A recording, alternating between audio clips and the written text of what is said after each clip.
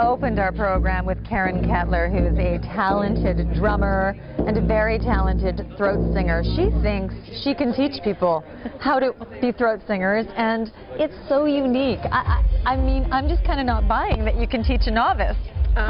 It's a tradition that Inuit women have been doing for many centuries, and it's something that is passed orally because you can't really write it down or learn from others by video in the olden days, but it's using your throat, your voice, and your breath to make a sound. Okay, give us an example again, if you would. Okay, this is a basic competition. It's really hard with all the rockin' music in the background, but nonetheless.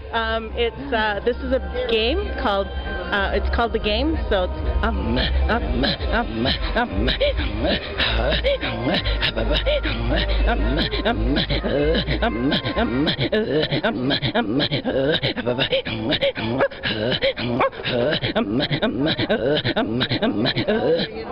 It's so rhythmic and it's so unique in its sound. Yes. Now, did you start learning that as a little girl? No, I grew up in Ottawa and I started learning from Inuit friends and elders, and then I started in my late 20s, or early 20s, sorry. Just because you wanted to have that full appreciation of your culture? Yes. My mother's originally from Kangakswa-Lutrak in northern Quebec.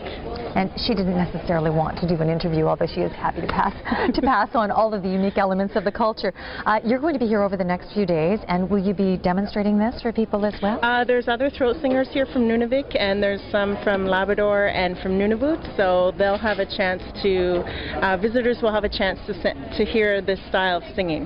Now, you're going to pass the baton right now over to Johnny, who is, well, I guess he's sort of the uber athlete, isn't he? He's the Inuit uber athlete. Yeah. And Johnny is here to share all of the information on the Inuit Games. What should we know about the Inuit Games, Johnny? Well, I guess the history and the purpose of the games. Well, the games have been around for 100 years, and they have a purpose like everything else, like throat singing and drum dancing, right? And back in the day, they lived in igloos, and there was blizzardy days, so they had to stay in, right?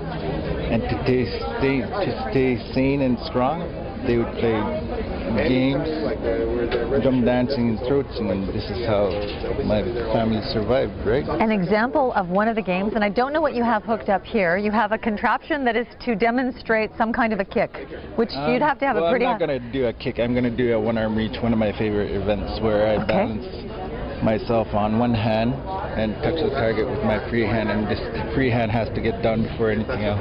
And as you can see, I have my traditional target.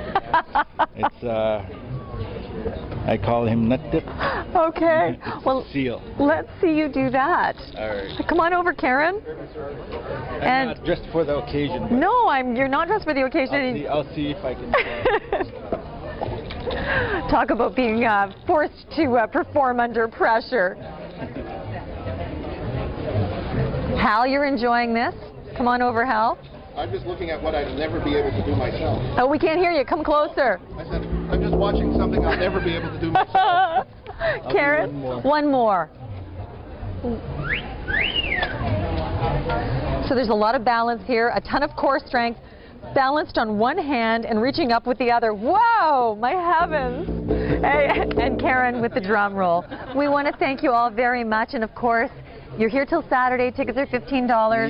Yep. And the other thing is, you didn't see a lot of that, but we also have musical performances and all kinds of things on a stage going non-stop. So come on down, it'll be wonderful. Non-stop. I'll be here all week. Try the veal. Thank you so much. Thank you. Oh,